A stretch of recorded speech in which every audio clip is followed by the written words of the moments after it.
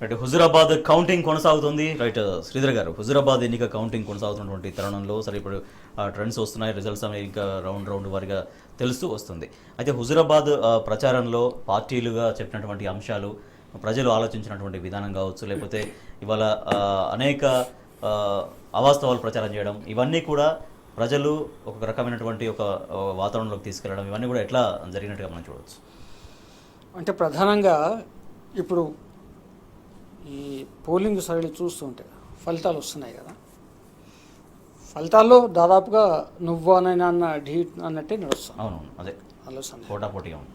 సరే, అప్పుడే తేల్చలేము మనం, పోటాపోటీగా ఉన్నప్పుడు తేల్చలేము. ఏదో భారీ ఆధిక్యం ఉన్నప్పుడు కానీ భారీ వ్యత్యాసం ఉంటే కానీ దాదాపుగా అంచనాకు రావచ్చు.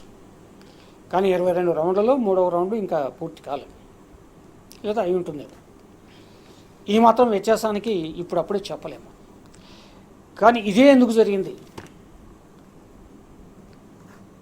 ఇంత నువ్వానైనా అనే స్థాయికి ఎందుకు వచ్చింది? ప్రధానంగా ఏంటంటే, అంటే నా అంచనా 2004 నుంచి మొన్నటి వరకు కూడా ఈటెల రాజేందర్ గారే ఏకైక నాయకుడు టీఆర్ఎస్ పార్టీ నడిపించింది. ఆయన క్యాబినెట్లో కూడా ఆయన 2వ స్థానంలో కొనసాగాడు. పార్టీలో ప్రధానమైన పాత్ర, ప్రతిపక్షంలో ఉన్నప్పుడు టీఆర్ఎస్ పక్ష నాయకుడిగా అసెంబ్లీలో ఉన్నాడు. మరి మరోవైపు ఈయన ఈటెల రాజేందరే ఇంకొక మండల స్థాయి నాయకుడిని, ఇంకొక 4 నాయకులను వెలుగులోకి తెచ్చి వాళ్ళు కూడా టీఆర్ఎస్ పార్టీ తరఫున పోటీ చేయడానికి అర్హత సాధించారు, వాళ్ళు తగిన వాళ్ళనే ఒక వాతావరణ కల్పన అక్కడ జరగలే. అందుకే మీకు హుజురాబాద్ మీరు గమనిస్తే టీఆర్ఎస్ పార్టీలో ఈటెల రాజేందర్ తప్ప తర్వాత అంతా ఏముండదు, శూన్యం. దానివల్ల ఏమిటంటే టీఆర్ఎస్ పార్టీ ఒక్కసారిగా ఇప్పుడు ఏంటంటే, ఒక్కసారి కుప్పకూలి మీద పడితే ఏం చేయాలని తోచని స్థితి ఒక్కొక్కసారి ఏ పార్టీకైనా వస్తుంది. ఓకే, ఈటెల రాజేందర్ గారు రాజీనామా చేసి వెళ్ళిపోయిన తర్వాత కొత్త నాయకత్వాన్ని వెతుక్కోవాలి. ఓన్లీ కార్యకర్తలే ఉన్నారు అప్పుడు? కార్యకర్తలు అంతే, ఈటెల రాజేందర్ కార్యకర్తలు అంతే. కొత్త నాయకత్వం, ఆ నాయకత్వానికి కాన్స్టిట్యున్సీ మొత్తం పరిచయాలు, ఆ తర్వాత ఆ సంబంధ బాంధవ్యాలు, ఇవన్నీ అనేది ఒక్కసారి సాధ్యం కాదు.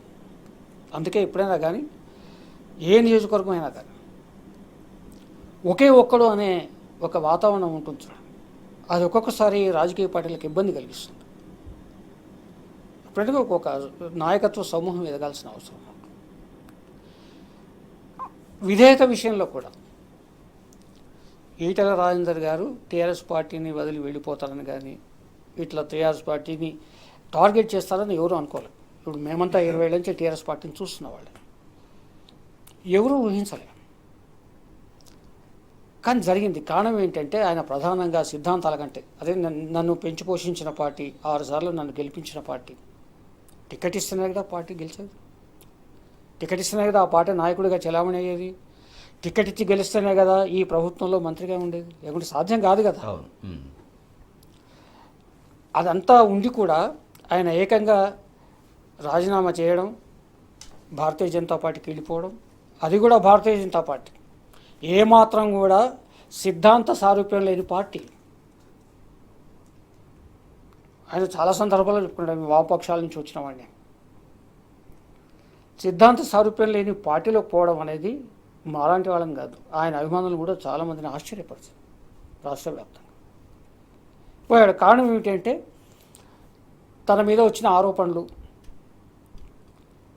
దానికి ఒక కవచంగా తాను ఏర్పరచుకోవాలంటే ఒక జాతీయ పార్టీ, అది కూడా అధికారంలో ఉన్న పార్టీకి వెళ్ళాలనుకున్నాడు. వెళ్ళాలంటే కాంగ్రెస్కి వెళ్ళొచ్చు కదా, కానీ కాంగ్రెస్ కేంద్రంలో అధికారంలో లేదు. కాబట్టి ఏమాత్రం భావసారూప్యం లేని, తన సిద్ధాంతాలకు, తన పుట్టుకకు, తన ఎదుగుదలకు ఏ సిద్ధాంతాలు అయితే ఉపకరించాయో వాటికి పూర్తిగా భిన్నమైన పార్టీలకు వెళ్ళిపోయాడు. ఒకటి ఎలాగైనా నేను పదవిలో ఉండాలి, ఎలాగైనా కానీ నన్ను నేను రక్షించుకోవాలనే 2 ధ్యేయాలతో వెళ్ళిపోయాను. ఇటు టీఆర్ఎస్ వైపు ఇంత నెక్ టు నెక్ రావడానికి గెల్లు శ్రీనివాస్ ఎప్పుడు నేను చూసిన ఉద్యమం నుంచి ఆయన విద్యార్థి నాయకుడిగా ఎప్పుడు తెలంగాణ రాష్ట్ర సాధనలో ఏం పని చేయాలన్న ఉత్సాహం, తెలంగాణ రాష్ట్ర సమితి కేసీఆర్ గారి నాయకత్వాన్ని ఎట్లా బలపరచాలి, ఎట్లా నేను పార్టీ కార్యక్రమంలో పాల్గొనే ఉత్సాహం తప్ప ఎప్పుడు కూడా ఆయన వాస్తవానికి హుజరాబాద్ వైపు ఒక కన్నేసి ఎప్పుడు చూడలేదు. సాధారణంగా ఏంటంటే రాజకీయాల్లో ఒక కన్నేసి ఉంచుతారు, ఎందుకైనా మంచిది రేపు చెప్పలేము, అవకాశాలు ఎవరికి ఎప్పుడు ఎట్లా వస్తాయో తెలియదు అనే రాజకీయవేత్తలు చాలామంది ఉంటారు రాజకీయాలు. కానీ గెలుపు శ్రీనివాస్ మాత్రం సిన్సియర్గా తెలంగాణ ఉద్యమ సమయంలో విద్యార్థి నాయకుడిగా ఎంత చేయాలో, ఎంత కష్టపడాలో, ఎన్ని కేసులు ఎదుర్కోవాలో, ఎన్ని ఉద్యమాలు, ఎన్ని జైళ్ళు, బెయిళ్ళు, ఇవన్నీ మేము చూసాం. టీఆర్ఎస్ పార్టీ అధికారంలోకి వచ్చిన తర్వాత కూడా నేనేదో ఎమ్మెల్యే కావాలి, ఎంపీ కావాలి, నాకేదో ఇది కావాలని ఎప్పుడూ ఆశించలేదు. అలా పనిచేస్తూ వెళ్ళిపోయాడు. వచ్చిన అవకాశం కేసీఆర్ గారు కూడా మరి ఎక్కడి నుంచో తెచ్చి ఒక మంచి అభ్యర్థిని పెట్టాలి, ఆయన ఏం అనుకోలేదు. ఎంత ఛాలెంజ్, అవతల అభ్యర్థి ఛాలెంజ్ కావచ్చు, అవతల పార్టీ కావచ్చు, అవతల వాతావరణం కావచ్చు, కాంగ్రెస్ బీజేపీ అంతర్గత ఒప్పందాలు కావచ్చు, ఏమున్నా సరే ఒక సాధారణ కార్యకర్తకు, ఒక కమిటెడ్ కార్యకర్తకు ఇవ్వాలనుకున్నాడు. కాబట్టి గెలుపు శ్రీనివాస్కి టికెట్ ఇచ్చారు. ఇక ప్రజలు ఎట్లా చూపిస్తారో మనం చూడాలి. హుజురాబాద్ ఎన్నికల కౌంటింగ్ కొనసాగుతుంది. రెండవ రౌండ్ కూడా కంప్లీట్ అయింది. రెండవ రౌండ్ కంప్లీట్ అయ్యే సరికి టీఆర్ఎస్ పార్టీ 9,103 ఓట్లు సాధించి ఉంది. శ్రీధర్ గారు ఇందాక మనం మాట్లాడుతున్నట్టుగా హుజురాబాద్ ప్రచారంలో పార్టీ అభ్యర్థులు చెప్పినటువంటి విధానం కావచ్చు, లేకపోతే దళిత బంధును అడ్డుకునే ప్రయత్నం, ముఖ్యమంత్రి గారి సభను అడ్డుకునే ప్రయత్నం, ఇవన్నీ జరిగినాయి. కానీ ప్రజలు ఇవాళ వాళ్ళ నియోజకవర్గం అభివృద్ధి కావాలంటే వాళ్ళకి సరైనటువంటి ఒక అభ్యర్థి ఎవరనేది వాళ్ళ ఇష్టంగా వాళ్ళు ఓట్లు వేశారు. సో ఆ రిజల్ట్స్ కూడా మనం కొద్దిసేపట్లో చూడబోతున్నాం. జనరల్గా ఇటువంటి ఉప ఎన్నికల మూడ్ అనేది ఇవాళ నాట్ ఓన్లీ ఆ కాన్స్టిట్యున్సీ, సో మా రాష్ట్ర వ్యాప్తంగా కావచ్చు, మిగతా వారిలో కావచ్చు, ఎటువంటి ఒక క్యూరియాసిటీ తీసుకొస్తూ ఉంటుంది. అంటే మొన్నటి ఎన్నికలలో ఈటెల రాజేందర్ గారు ప్రచారంలో ప్రధానంగా ఆయన ఆత్మగౌరవాన్ని ముందుకు తెచ్చారు. ఇది కొంత ఆశ్చర్యకరమైన విషయం. టీఆర్ఎస్ పార్టీలో ఆయన ఆత్మగౌరవానికి ఎప్పుడూ భంగం కలగలేదు. మనం చూస్తున్నాం 2004 నుంచి మొన్నటి వరకు కూడా. మరి ఆయన ప్రతిపక్షంలో ఉన్నప్పుడు ఫ్లోర్ లీడర్గా ఉన్నాడు, 2 సార్లు మంత్రిగా ఉన్నారు. చాలా సందర్భాల్లో సభల్లో ముఖ్యమంత్రి గారు పక్కనే అర్ధసింహాసనం అధిష్ఠించిన సందర్భాలు కూడా మనం చూసాం. ఆత్మగౌరవానికి భంగం ఎక్కడా కలగలేదు. ఏమైనా కానీ ఆయన భూములకు సంబంధించిన వివాదాలు, ఆ వివాదాలు అసైన్డ్ భూములు అయిన కొన్న సందర్భాలు, అది సరైనది కానీ ప్రభుత్వం చర్యలు తీసుకోవడం, ఆ చర్యలను ఈయన వ్యతిరేకించి రాజీనామా చేసి బయటకు రావడం, ఈ పరిణామాలన్నీ మనం చూసాం. దీన్ని ఆత్మగౌరవానికి ముడిపెట్టడం అనేది చాలా ఇబ్బంది. రెండవది కుటుంబ పాలన అన్నారు. కానీ ఇక్కడ ఒక చాలా నాకు నవ్వు వస్తుంది రాజకీయాల్లో. ఈటెల రాజేందర్ గారి డమ్మీగా ఎవరు వేశారు నామినేషన్? వాస్తవానికి కుటుంబ రాజకీయాలు పక్కన పెడితే ఈటెల రాజేందర్ గారి డమ్మీగా ఒక సాధారణ కార్యకర్త వేయాలి, లేదా 20 ఏళ్ల పాటు నీ వెంట నడిచిన ఒక మండల స్థాయి నాయకుడు నామినేషన్ వేయాలి. వేసింది ఎవరు? ఆయన కుటుంబ సభ్యులే డమ్మీగా వేశారు. డమ్మీ ఏంటంటే దాని అర్థం ఒక పార్టీ అభ్యర్థి నామినేషన్ వేసినప్పుడు ఏ కారణం చేతైనా అతని నామినేషన్ తిరస్కరణకు గురైతే పార్టీ ఎన్నికల్లో లేకుండా పోతుంది. ఆ ప్రమాదం ఉంది. కాబట్టే ఎన్నికల కమిషన్ ఈ డమ్మీ అభ్యర్థికి అవకాశం ఉంటుంది. ఆ డమ్మీ ప్రధాన అభ్యర్థి అవుతారు. అంటే ఎవరైతే అభ్యర్థి గురైతే నెక్స్ట్ ఎవరైతే డమ్మీకి వేసారో వాళ్ళు మెయిన్ క్యాండిడేట్ అవుతారు. అయినప్పుడు ఆ అవకాశం ఎవరికి ఇవ్వాలి? దాదాపుగా ఎక్కడో 1 జరిగినాయి ఎన్నికల చరిత్రలో, ఎప్పుడూ జరగలేదు. ఎవరు నామినేషన్ చేశారు, 1,00,000 సందేహాలు ఉంటాయి, దాని అనుమానాలు తెరుచుకొని 2 వకీళ్ళని ముందు పెట్టుకొని చేస్తారు నామినేషన్. అయినా జరుగుతుంటాయి, జరగని కాదు. ఇతని కుటుంబ సభ్యులనే డమ్మీగా వేసినప్పుడు ఇక కుటుంబ పరిపాలన అని అవతలి వాళ్ళని చూపడం అనేది అది ఎంత హాస్యాస్పదం ఒకటి. రెండవది, ఆయన భారతీయ జనతా పార్టీ అభ్యర్థిగా పోటీ చేస్తున్నాడు. మోడీ గారి బొమ్మ లేకుండా భారతీయ జనతా పార్టీ అభ్యర్థులు ఎక్కడ కూడా ఎన్నికల్లో పాల్గొనరు. ఇవాళ 29 అసెంబ్లీ నియోజకవర్గాలు జరుగుతున్నాయి కదా. మరి మిగతా రాష్ట్రాల్లో ఆ ఎన్నికలు, ఆ ప్రచార సామాగ్రి ఒకసారి తెప్పించుకొని చూడండి. మోడీ గారి బొమ్మ ఉంటుంది, అమిత్ షా గారి బొమ్మ ఉంటుంది, నడ్డా గారి బొమ్మ ఉంటుంది. ఇంకా వీలైతే వెనక్కి వెళ్ళిపోయి ఇంకా వాళ్ళ నాయకులు ఎవరు ఉంటే వాజ్పేయి కావచ్చు, ఇంకొకరు కావచ్చు పెట్టుకుంటారు. ఇక్కడ ఆయన ఈ ప్రయత్నం చేయలే. రెండవది, భారతీయ జనతా పార్టీ నాయకులు ఎవరైనా ఇచ్చే నినాదం జై శ్రీరామ్ అని. అంటే ఈటెల రాజేందర్ గారు ఒక ద్వైరీభావంతో ప్రచారం చేశారు. ఆయన పూర్వాశ్రమంలో వామపక్షంలో ఉండిన ఇది కావచ్చు, ఏదైనా కావచ్చు, కానీ ఎక్కడక్కడ బీజేపీని ఓన్ చేసుకోలేదు. ఒకటి, ఈయన బీజేపీని ఓన్ చేసుకోలేదన్న విషయం అర్థమైన అసలైన ట్రూ బీజేపీ కార్యకర్తలు, ఆర్ఎస్ఎస్ మూలాల్లోంచి వచ్చిన వాళ్ళు కూడా ఈటెల రాజేందర్ గారిని ఓన్ చేసుకోవాలి. ఇది అనుమానంగా ఉంది. ఈయన తాదాత్మ్యం చెందలేకపోతున్నాడు పార్టీతో, ఓన్ చేసుకోలేకపోతున్నాడు. ఈయన పూర్వాశ్రమంలోనే వామపక్షం ఆయన చెప్పుకున్నాడు. మొన్న బీజేపీలో చేరిన తర్వాత కూడా చెప్పుకున్నాడు ఆయన. కేవలం ఒక డయాస్గా మాత్రమే అదే నా జీన్స్ అదే అని చెప్పుకున్నాడు ఆయన. రెండవది, హుజురాబాద్ నియోజకవర్గంలో కొన్ని ప్రాంతాల్లో తీవ్రవాద వామపక్ష ప్రభావం చాలా ఉంటుంది. ఒకప్పుడు సరే, ఇప్పుడు దాని కార్యకలాపాలు లేకపోయినా, ఆ ఆర్గనైజేషన్ కార్యకలాపాలు లేకపోయినా, ఆ వ్యక్తులు సానుభూతి పరులు ఉన్నారు. ఇప్పటికీ వాళ్ళ ఓట్లు ఎక్కడ పోతాయో అని చెప్పేసి ఈ డ్రామా అంతా నడిచింది. ఇది ఒక రకంగా ప్రజల్ని మోసగించడం. నువ్వు వెళితే వెళ్ళుగాక భారతీయ జనతా పార్టీకి వెళ్ళినప్పుడు భారతీయ జనతా పార్టీ సిద్ధాంతాలు, ఇది దాని నినాదాలు అన్నీ నువ్వు భుజాన వేసుకోవాలి, ప్రజల్లోకి వెళ్ళాలి. కానీ ఈ రెండు నాటకాలు మనకు స్పష్టంగా కనిపించింది. కారణం ఏమిటంటే ఏదో రకంగా గెలిచి తీరాలి. ఎప్పుడైనా నాయకుడు ఇప్పుడు గెలిచినంత మాత్రాన నాయకుడు కాడు. ఇప్పుడు మనం ఎంతోమంది ఎమ్మెల్యేలు దాదాపుగా దేశవ్యాప్తంగా 4,000 పైచలకు 4,200 మంది ఎమ్మెల్యేలు ఉంటారు, 4,000 పైనే. కానీ అందరినీ లెక్కలో పెట్టుకున్నాం, అంతే కదా. చరిత్రలో కూడా చాలామంది ఎమ్మెల్యేలు ఉన్నారు. సమీక రాష్ట్రంలో 100 మంది 1000 మంది ఎమ్మెల్యేలు పనిచేసిపోయారు. అందరినీ లెక్కలో తీసుకోం.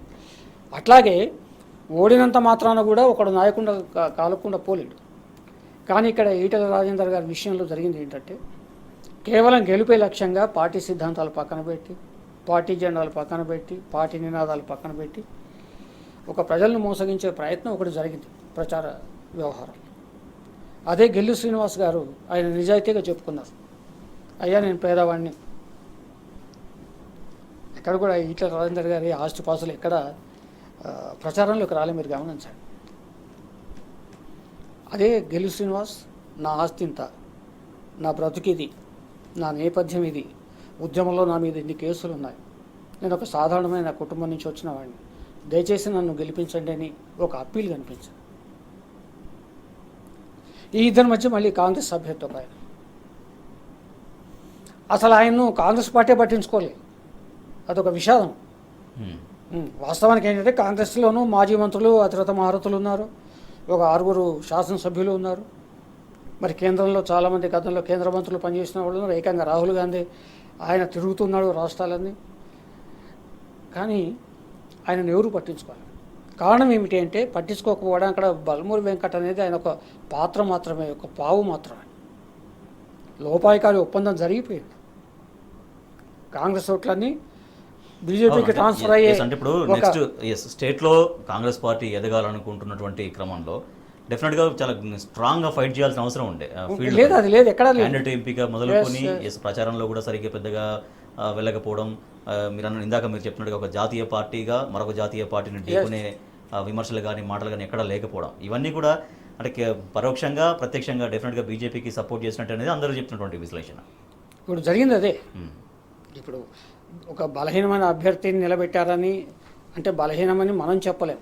బలహీనమా ఏంటనేది పార్టీ తెలుసుకోవాలి.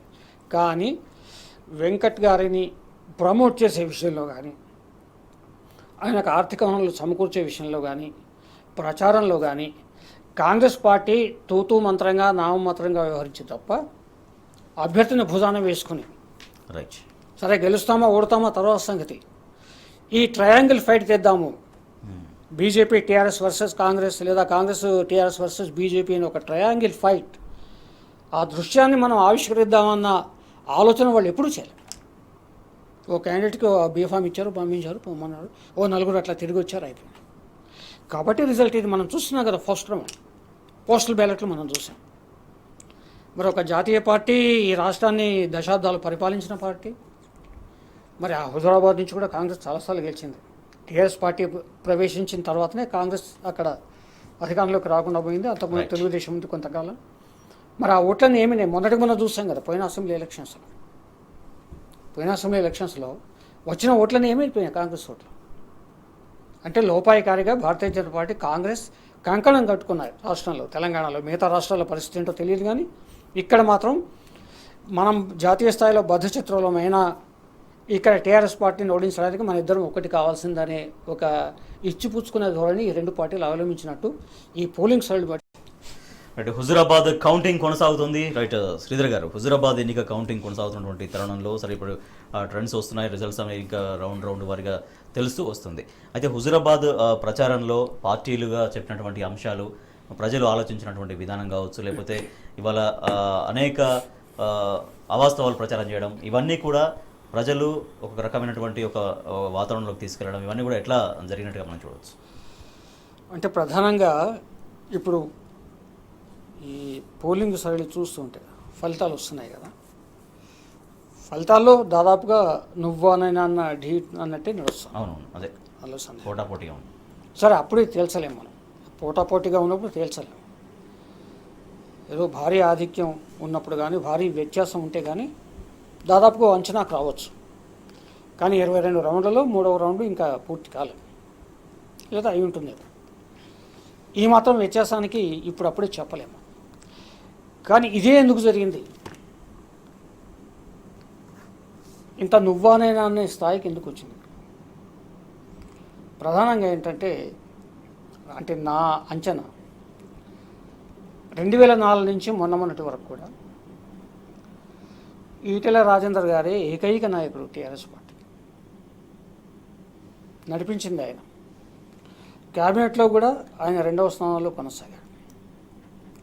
పార్టీలో ప్రధానమైన పాత్ర. ప్రతిపక్షంలో ఉన్నప్పుడు టీఆర్ఎస్ పక్ష నాయకుడిగా అసెంబ్లీలో ఉన్నాడు. మరి మరోవైపు ఈయన ఈటెల రాజేందరే ఇంకొక మండల స్థాయి నాయకుడిని, ఇంకొక 4 నాయకులను వెలుగులోకి తెచ్చి వాళ్ళు కూడా టీఆర్ఎస్ పార్టీ తరఫున పోటీ చేయడానికి అర్హత సాధించారు, వాళ్ళు తగిన వాళ్ళనే ఒక వాతావరణ కల్పన అక్కడ జరగలే. అందుకే మీకు హుజూరాబాద్ మీరు గమనిస్తే టీఆర్ఎస్ పార్టీలో ఈటెల రాజేందర్ తప్ప తర్వాత అంతా ఏముండదు, శూన్యం. దానివల్ల ఏమిటంటే TRS party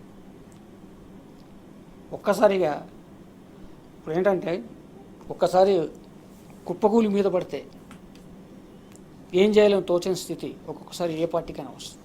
okay, Etela Rajender గారు రాజీనామా చేసి వెళ్ళిపోయిన తర్వాత కొత్త నాయకత్వాన్ని వెతుక్కోవాలి. ఓన్లీ కార్యకర్తలే ఉన్నారు అప్పుడు. కార్యకర్తలు అంతే, ఈటెల రాజేందర్ కార్యకర్తలు అంతే. కొత్త నాయకత్వం, ఆ నాయకత్వానికి కాన్స్టిట్యున్సీ మొత్తం పరిచయాలు, ఆ తర్వాత ఆ సంబంధ బాంధవ్యాలు, ఇవన్నీ అనేది ఒక్కసారి సాధ్యం కాదు. అందుకే ఎప్పుడైనా కానీ ఏ నియోజకవర్గం అయినా కానీ ఒకే ఒక్కడు అనే ఒక వాతావరణం ఉంటుంది చూడండి, అది ఒక్కొక్కసారి రాజకీయ పార్టీలకు ఇబ్బంది కలిగిస్తుంది. అప్పుడంటే ఒక నాయకత్వ సమూహం ఎదగాల్సిన అవసరం ఉంది. విధేయత విషయంలో కూడా ఈటెల రాజేందర్ గారు టీఆర్ఎస్ పార్టీని వదిలి వెళ్ళిపోతారని కానీ ఇట్లా టీఆర్ఎస్ పార్టీని టార్గెట్ చేస్తారని ఎవరు అనుకోలేదు. ఇప్పుడు మేమంతా 20 ఏళ్ళ నుంచి టీఆర్ఎస్ పార్టీని చూస్తున్న వాళ్ళు ఎవరూ ఊహించలేరు. కానీ జరిగింది. కారణం ఏంటంటే ఆయన ప్రధానంగా సిద్ధాంతాల కంటే, అదే నన్ను పెంచి పోషించిన పార్టీ, 6 సార్లు నన్ను గెలిపించిన పార్టీ, టికెట్ ఇస్తేనే కదా పార్టీ గెలిచేది, టికెట్ ఇస్తేనే కదా ఆ పార్టీ నాయకుడిగా చెలామణి అయ్యేది, టికెట్ ఇచ్చి గెలిస్తేనే కదా ఈ ప్రభుత్వంలో మంత్రిగా ఉండేది, లేకుంటే సాధ్యం కాదు కదా. అదంతా ఉండి కూడా ఆయన ఏకంగా రాజీనామా చేయడం, భారతీయ జనతా పార్టీకి వెళ్ళిపోవడం, అది కూడా భారతీయ జనతా పార్టీ ఏమాత్రం కూడా సిద్ధాంత సారూప్యం లేని పార్టీ. ఆయన చాలా సందర్భాల్లో చెప్పుకుంటాడు, వామపక్షాల నుంచి వచ్చిన వాడిని. సిద్ధాంత సారూప్యం లేని పార్టీలోకి పోవడం అనేది మాలాంటి వాళ్ళం కాదు, ఆయన అభిమానులు కూడా చాలామందిని ఆశ్చర్యపరిచింది రాష్ట్ర వ్యాప్తంగా. పోయాడు. కారణం ఏమిటంటే తన మీద వచ్చిన ఆరోపణలు, దానికి ఒక కవచంగా తాను ఏర్పరచుకోవాలంటే ఒక జాతీయ పార్టీ, అది కూడా అధికారంలో ఉన్న పార్టీకి వెళ్ళాలనుకున్నాడు. ఓకే. వెళ్ళాలంటే కాంగ్రెస్కి వెళ్ళొచ్చు కదా, కానీ కాంగ్రెస్ కేంద్రంలో అధికారంలో లేదు. కాబట్టి ఏమాత్రం భావసారూప్యం లేని, తన సిద్ధాంతాలకు, తన పుట్టుకకు, తన ఎదుగుదలకు ఏ సిద్ధాంతాలు అయితే ఉపకరించాయో వాటికి పూర్తిగా భిన్నమైన పార్టీలోకి వెళ్ళిపోయాడు. ఒకటి ఎలాగైనా నేను పదవిలో ఉండాలి, ఎలాగైనా కానీ నన్ను నేను రక్షించుకోవాలనే 2 ధ్యేయాలతో వెళ్ళిపోయాను. ఇటు టీఆర్ఎస్ వైపు ఇంత నెక్ టు నెక్ రావడానికి గెల్లు శ్రీనివాస్ ఎప్పుడు నేను చూసిన ఉద్యమం నుంచి ఆయన విద్యార్థి నాయకుడిగా ఎప్పుడు తెలంగాణ రాష్ట్ర సాధనలో ఏం పని చేయాలన్న ఉత్సాహం, తెలంగాణ రాష్ట్ర సమితి కేసీఆర్ గారి నాయకత్వాన్ని ఎట్లా బలపరచాలి, ఎట్లా నేను పార్టీ కార్యక్రమంలో పాల్గొనే ఉత్సాహం తప్ప ఎప్పుడు కూడా ఆయన వాస్తవానికి హుజరాబాద్ వైపు ఒక కన్నేసి ఎప్పుడు చూడలేదు. సాధారణంగా ఏంటంటే రాజకీయాల్లో ఒక కన్నేసి ఉంచుతారు, ఎందుకైనా మంచిది, రేపు చెప్పలేము, అవకాశాలు ఎవరికి ఎప్పుడు ఎట్లా వస్తాయో తెలియదు అనే రాజకీయవేత్తలు చాలామంది ఉంటారు రాజకీయాలు. కానీ గెలు శ్రీనివాస్ మాత్రం సిన్సియర్గా తెలంగాణ ఉద్యమ సమయంలో విద్యార్థి నాయకుడిగా ఎంత చేయాలో, ఎంత కష్టపడాలో, ఎన్ని కేసులు ఎదుర్కోవాలో, ఎన్ని ఉద్యమాలు, ఎన్ని జైళ్ళు, బెయిళ్ళు, ఇవన్నీ మేము చూసాం. టీఆర్ఎస్ పార్టీ అధికారంలోకి వచ్చిన తర్వాత కూడా నేనేదో ఎమ్మెల్యే కావాలి, ఎంపీ కావాలి, నాకేదో ఇది కావాలని ఎప్పుడూ ఆశించలే. అలా పనిచేస్తూ వెళ్ళిపోయాడు. ఊహించకుండా వచ్చిన అవకాశం. కేసీఆర్ గారు కూడా మరి ఎక్కడి నుంచో తెచ్చి ఒక మంచి అభ్యర్థిని పెట్టాలి, ఆయన ఏం అనుకోలేదు. ఎంత ఛాలెంజ్, అవతల అభ్యర్థి ఛాలెంజ్ కావచ్చు, అవతల పార్టీ కావచ్చు, అవతల వాతావరణం కావచ్చు, కాంగ్రెస్ బీజేపీ అంతర్గత ఒప్పందాలు కావచ్చు, ఏమున్నా సరే ఒక సాధారణ కార్యకర్తకు, ఒక కమిటెడ్ కార్యకర్తకు ఇవ్వాలనుకున్నాడు. కాబట్టి గెలు శ్రీనివాస్కి టికెట్ ఇచ్చారు. ఇక ప్రజలు ఎట్లా తీర్పిస్తారో మనం చూడాలి. మరో చిన్న బ్రేక్ తీసుకుందాం. చూస్తూనే ఉండండి టీ న్యూస్.